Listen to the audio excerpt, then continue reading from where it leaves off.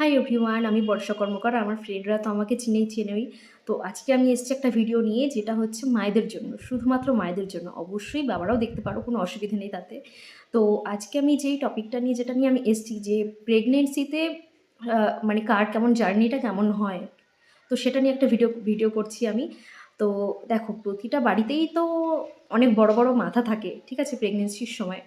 তো এক এক রকমের এক এক ধরনের এক একজনের ভাবনা থাকে। তো মানে যেরকম হয় কি, যে প্রেগনেন্সিতে না এক একজনার মানে সমস্যা না এক এক রকম হয়। প্রেগনেন্সিতে কারোর কম সমস্যা হয়, কারোর বেশি সমস্যা হয়, কারোর রোগ প্রতিরোধ ক্ষমতা যেমন কম থাকে, কারোর বেশি থাকে। তো মানে এক এক মানে এই যে প্রেগনেন্সির যে ব্যাপারটা আছে, অনেকের না মানে কারোর সাথে না কারোর কখনো তুলনা করবেন না। প্রেগনেন্সিতে, আমি আবার বলছি, প্রেগনেন্সিতে কারোর সাথে কারোর তুলনা করবেন না। কারণ কি, দেখুন, এক একজনের সমস্যা না এক এক রকম হয় প্রেগনেন্সিতে, বিশেষ করে। কারণ কি, কারোর বমি হয়, কারোর বমি হয় না, কারোর মানে কি বলবো, গায়ে ফোস্কা পড়ে যায়, কারোর এসব হয় না, কারোর পা ফুলে যায়, হাত ফুলে যায়, কারোর হয় না। মানে যেরকম ধরুন, অনেকে ফিল করেছি, অনেককে দেখেছি। তো এই যে জিনিসগুলো এক একজনের না মানে এক এক রকম এক একটা সমস্যা থাকে। কারোর হয়তো বা কেউ বুঝতেই পারে না যে সে প্রেগনেন্ট। তো মানে অনেকেরই হয় যে অনেকের অনেক সমস্যা হয়ই না। তো এই যে যেই জিনিসগুলো, যে বাড়ি যেরকম ধরুন, প্রতিটা বাড়িতেই যে অনেক রকম ধরুন, আমি মানে শুনছি, দেখছি, মানে অনেক জায়গায় দেখেছি। তো মানে এই যে জিনিসগুলো হয় না, যে যেটা বললাম আমি, যে বাড়িতে অনেক বড় বড় মাথা থাকে অনেক বাড়িতে। তো এরকম আমার চেনা পরিচিত মানে অনেকেই আছে যারা জিনিসগুলো ফেস করেছে। তো তারা তাদের কাছ থেকে শোনা, যে বাড়িতে বৌমা বা বাড়ির মেয়ে প্রেগনেন্ট হয়েছে, মেয়ের তো কোনো সমস্যা হয়নি, কিন্তু বাড়ির বউয়ের কেন এত সমস্যা হচ্ছে, এই একটা প্রশ্ন আসে। তারপর ধরুন, প্রেগনেন্সির পরে আহ, আমাদের বাড়ির মেয়ের তো সেলাই হয়েছিল, কই ওর তো খুব তাড়াতাড়ি ব্যথা সেরে গেছে, কিন্তু বাড়ির বউয়ের পেস্টিং হয়েছে কিন্তু ব্যথা সারছে না কেন? এই একটা সমস্যা থাকে। আচ্ছা, আরেকটা জিনিস ধরুন, এই যে যে ব্যাপারগুলো, যে কথাগুলো যেগুলো উঠে আসে, তার মধ্যে থেকেও না মানে কিছু কিছু ব্যাপার না আপনাদের ভাবা উচিত, যে সবার, যেটা আমি বললাম, যে সবার যেরকম দেখতে এক হয় না, সবার রোগ প্রতিরোধ ক্ষমতাও কিন্তু এক নয়। কারোর কম, কারোর বেশি, কারোর কম সমস্যা হয়, কারোর বেশি সমস্যা হয়, কারোর সমস্যা হয়ই না, এরকম হয়। তো প্রেগনেন্সিতে মানে আমার এইরকম অনেক চেনা জানা অনেকেই আছে, যাদের প্রেগনেন্সিতে ব্লিডিং হতো, বা হয় না চুলকানি টাইপ কিছু হতো, ফোস্কা পড়ে যেত, পা ফুলে যেত। তো সেক্ষেত্রে না মানে অনেককে দেখেছি যে ব্লিডিংয়ের সময় না ইঞ্জেকশন দিতে দেখেছি। তো মানে যে ইঞ্জেকশনগুলো হয় কি, যে হয়তো বা সপ্তাহে ২ টো করে দেয়, কি ১ টা করে দেয়, এরকম অনেকের সাথে হয়েছে। তোমাদের কার সাথে কি হয়েছে তোমরা আমার এই ভিডিওতে অবশ্যই তোমরা কিন্তু প্লিজ কমেন্টে জানাবে। তো এই যে জার্নিটা, যে কারোর হয় কি, যে কারোর কোনো সমস্যা হয় না, তো তাদের ক্ষেত্রে কি হয়, যে এই ইঞ্জেকশনগুলো তাদের দিতে হয় না। তারপর ধরুন, এই যে প্রতিনিয়ত যে ইঞ্জেকশনগুলো যে যায়, সেক্ষেত্রে কি তার পা, হাত, এইসব জিনিস কি সেই মানে যে প্রেগনেন্ট তার কি ঠিকঠাক থাকে সেই জায়গাটা? আমার তো মনে হয় না। যারা ফেস করেছে জিনিসটা তারাও বলবে যে না। এবার কারোর কি হয়, যে সিজারের ক্ষেত্রে কি হয়, যে কারোর খুব কম দিনে হয়তো বা ব্যথা চলে যায়, আর কারোর হয়তো বা দেখা যাচ্ছে ২ মাস ৩ মাস হয়তো বা ব্যথাটা থেকেই যায়। আবার সেক্ষেত্রে কি হয়, যে সিজার মানে সিজারের পরে কি হয়, যে কেউ মানে যে পেশেন্ট, সে হয়তো বা শুয়ে আছে, হয়তো বা সে কাত হতে পারছে না, হয়তো বা সে বসে উঠতে পারছে না, খুব ভীষণই ব্যথা ফিল করছে। একটা জিনিস দেখুন, সবার ব্যথা কিন্তু সমান নয়, ঠিক আছে? সবার ব্যথা কিন্তু সমান নয়, প্রথমত। দ্বিতীয়ত কি হয়, যে প্রেগনেন্সির পরে কেউ খুব মানে খুব তাড়াতাড়ি কেউ সুস্থ হয়ে যায়। কেউ হয় যে তাড়াতাড়ি সুস্থ হতে পারে না। দেখুন, একটা কথা ঠিক, যে যেটা আমি আবারও বলছি, যে সবার তো মানে ক্ষমতা তো সমান হয় না। তো সেক্ষেত্রে যে কেউ তাড়াতাড়ি সুস্থ হচ্ছে আর একজন সুস্থ হচ্ছে না কেন, সেটা কিন্তু এক করে ফেললে কিন্তু হবে না। কারোর সাথে কারো তুলনা করা যাবে না। কারণ কেউ খুব তাড়াতাড়ি সুস্থ হয়ে যায়, হয়তোবা তাদের কোনো সমস্যা থাকে না। কেউ তাড়াতাড়ি সুস্থ হতে পারে না। হয়তোবা তাদের অনেক রকমের সমস্যা থাকে। সেই জিনিসগুলোও কিন্তু মানে অনেকের ভাবা উচিত। মানে আরেকটা জিনিস, যেটা আমি বললাম, যে বাড়ির বউ কেন সুস্থ হচ্ছে না? বাড়ির মেয়ে তো সুস্থ হয়ে গেছে। এগুলো তাহলে নাটক হতে পারে। হতে পারে আপনাদের কাছে নাটক। আরেকটা জিনিস, যেরকম কথা উঠে আসে, আমি অনেক জায়গায় শুনেছি, দেখেছি, বাড়ির বড়রা, আ যারা থাকে তারা যখন বলে না যে আমাদের সময় তো এই জিনিসটা ছিল না, আমরা তো আমাদের তো নর্মাল ডেলিভারি হয়েছে, তো আমরা তো সুস্থ হয়ে গেছি 1 সপ্তাহের মধ্যে, কিন্তু এরা কেন সুস্থ হতে পারছে না?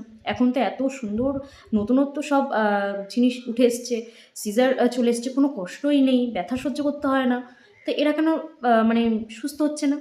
তো একটা কথা বলি, এই যে নর্মাল যে ডেলিভারি যেটা, যতটুকু আমি শুনেছি যে হ্যাঁ, অবশ্যই প্রচণ্ড হয়তোবা কষ্ট হয়, যেটা আমরা ফিল মানে করিনি যেই সময়টা। অবশ্য কষ্ট তো হয়ই, কিন্তু এই যে হয়তোবা মানে যাদের ধরুন নর্মাল ডেলিভারি হয়েছে, আমি শুনেছি যে হয়তোবা 1 সপ্তাহ কষ্ট হয়, তারপরে ঠিক হতে থাকে। কিন্তু এই যে সিজারের যে ব্যাপারটা হয় না, এই যে মেরুদণ্ডের মধ্যে যে অ্যানেস্থেসিয়ার যে ইনজেকশন যেটা পুশ করা হয়, সেটা না সারা জীবনের জন্য না একটা মানুষকে মেরে দেয়। ঠিক আছে? সারা জীবনের জন্য একটা মানুষকে মানে কতটা যে ক্ষতি করে, যাদের সাথে হয়েছে বা যাদের সাথে মানে হবে, তারাই একমাত্র জানে যে এই যে জিনিসটা সেটা কতটা বড় একটা ক্ষতি এটা। তো এই যে ধরুন এই জিনিসটা হবার পরে না, এই যে অ্যানেস্থেসিয়া যে ইনজেকশনটা, এই জিনিসটা হবার পরে না, এই যে হয়তোবা কেউ উঠে বসতে পারছে না, এই যে কোমরে যে ব্যথা, সারা শরীরে ব্যথা, ঘাড়ে ব্যথা, এই জিনিসগুলো না হয়। কিন্তু যতটুকু আমি শুনেছি যে নরমালে হয় না। এবার হতেও পারে, আমার জানা নেই।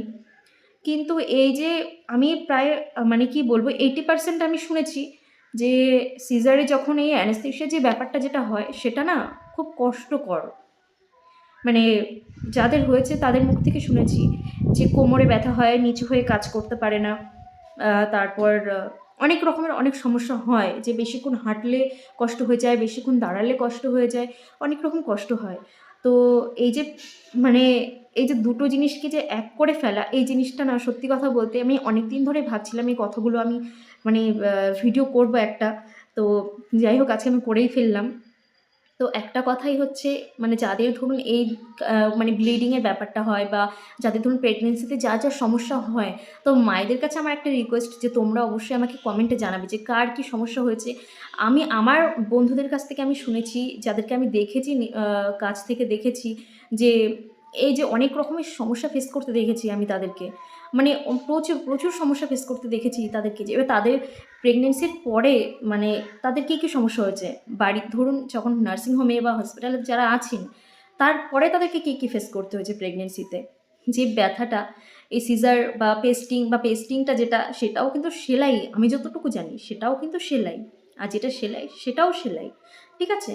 তো এর ব্যথাটা হয়তো বা যে ওই মানে জায়গাটা তো অনেক দিন পর্যন্ত মানে কি বলবো অবশ্যই থাকে, কিন্তু এই যে কোমরের যে ব্যথাটা বা ঘাড়ের যে ব্যথাটা, বা এই সিজারের অনেক ক্ষেত্রে কী হয় যে সিজারে, তো মানে সবশেষে একটাই কথা, যে কারোর সাথে কারো তুলনা করবেন না, যেটা আমি আগে বারবার বলছি। কেন তুলনা করবেন না?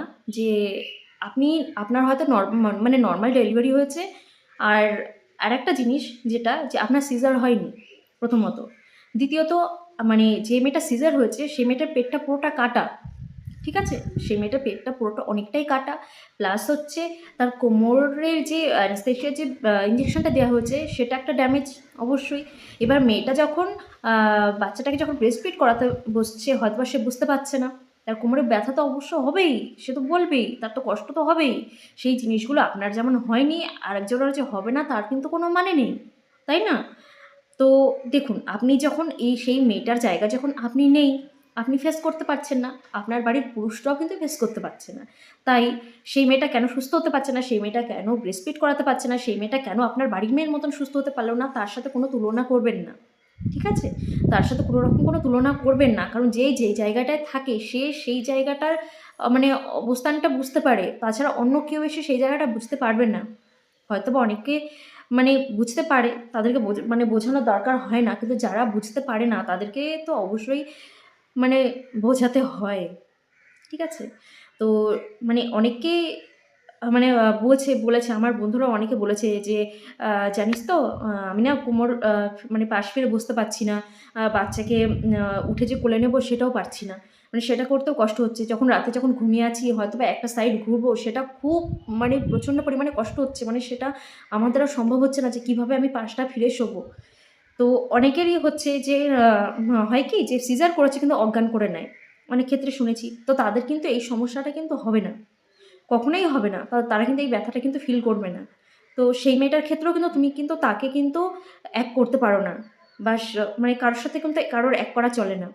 তো মানে আমার বন্ধুদের সাথে, যাদের সাথে মানে আমি কথা বলেছি, বা যারা ধরো আমার ভিডিওটা দেখছো, তারা কী, কী ফিল করেছো তাদের প্রেগনেন্সিতে, বা প্রেগনেন্সির পরে গিয়ে কী, কী ফিল করেছো, মানে কী, কী সমস্যার সম্মুখীন হয়েছো, আমি না মানে তোমাদের সবার কাছ থেকে একটু শুনতে চাই।